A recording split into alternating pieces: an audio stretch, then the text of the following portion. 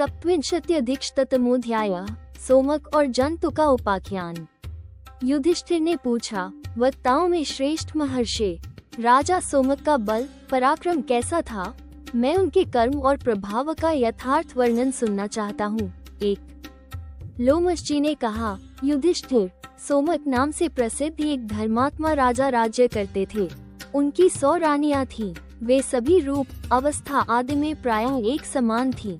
2 परंतु दीर्घकाल तक महान प्रयत्न करते रहने पर भी वे अपनी उन रानियों के गर्भ से कोई पुत्र न प्राप्त कर सके। 3 राजा सोमक वृद्धावस्था में भी इसके लिए निरंतर यत्नशील थे, अतः किसी समय उनकी 100 स्त्रियों में से किसी एक के गर्भ से एक पुत्र उत्पन्न हुआ, जिसका नाम था जंतु। 4 राजन, उसके जन्म लेने के पश्चात सभी माताएं काम, भोग की ओर से मुंह मोड़कर सदा उसी बच्चे के पास उसे सब ओर से घेर कर बैठी रहती थीं। 5 एक दिन एक चींटी ने जंतु के कटिभाग में डस लिया।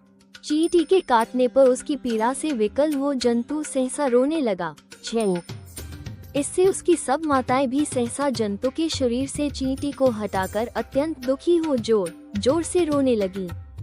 उनके रोदन की वो सम्मिलित ध्वनि बड़ी भयंकर प्रतीत हुई। 7 उस समय राजा सोमक पुरोहित के साथ मंत्रियों की सभा में बैठे थे। उन्होंने अकस्मात वह आर्तनाद सुना।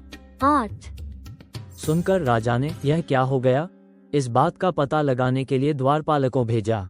द्वारपाल ने लौटकर राजकुमार से संबंध रखने वाली पूर्वोक्त घटना का यथावत वृत्तांत कह सुनाया। 9 तब शत्रुघ्न राजा सोमक ने मंत्रियों सहित उठकर बड़ी उतावली के साथ अंतःपुर में प्रवेश किया और पुत्र को आश्वासन दिया। 10 बेटे को सांत्वना देकर राजा अंतःपुर से बाहर निकले और पुरोहित तथा मंत्रियों के साथ पुनः मंत्रणा गृह में जा बैठे। 11 उस समय सोमक ने कहा, इस संसार में किसी पुरुष के एक ही पुत्र का होना धिक्कार का विषय है। एक पुत्र होने की अपेक्षा तो पुत्रहीन रह जाना ही अच्छा है। एक ही संतान हो तो सब प्राणी उसके लिए सदा आकुल व्याकुल रहते हैं, अतः एक पुत्र का होना शोक ही है। ब्रह्म, मैंने अच्छी तरह जांच बूझकर पुत्र की इच्छा से अपने योग्य 100 स्त्रियों के साथ विवाह किया, किंतु उनके कोई संतान नहीं हुई। 13 यद्यपि मेरी सभी रानियां संतान के लिए यत्नशील थी, तथापि किसी तरह मेरे यही एक पुत्र उत्पन्न हुआ, जिसका नाम जंतु है। इससे बढ़कर दुख और क्या हो सकता है। 14 द्विजश्रेष्ठ, मेरी तथा इन रानियों की अधिक अवस्था बीत गई, किंतु अभी तक मेरे और उन पत्नियों के प्राण केवल इस एक पुत्र में ही बसते हैं। 15 क्या कोई ऐसा उपयोगी कर्म हो सकता है जिससे मेरे 100 पुत्र हो जाएं? भले ही वो कर्म महान हो, लघु हो अथवा अत्यंत दुष्कर हो। 16 पुरोहित ने कहा, सोमक, ऐसा कर्म है जिससे तुम्हें 100 पुत्र हो सकते हैं। यदि तुम उसे कर सको तो बताऊंगा। 17 सोमक ने कहा, भगवान, आप वो कर्म मुझे बताइए जिससे 100 पुत्र हो सकते हैं। वो करने योग्य हो या न हो, मेरे द्वारा उसे किया हुआ ही जानिए। 18 पुरोहित ने कहा, राजन, मैं एक यज्ञ आरंभ करवाऊंगा। उसमें तुम अपने पुत्र जंतु की आहुति देकर यजन करो।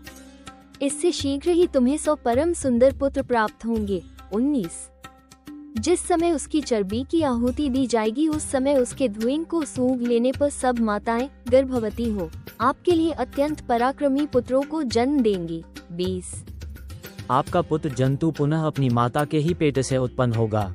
उस समय उसकी बाईं पसली में एक सुनहरा चिन्ह होगा। 21 इति श्री महाभारते वनपर्वणि तीर्थयात्रापर्वणि लोमश तीर्थयात्रायां जंतुपाख्याने सप्तविंशत्यधिकशततमोऽध्यायः 127।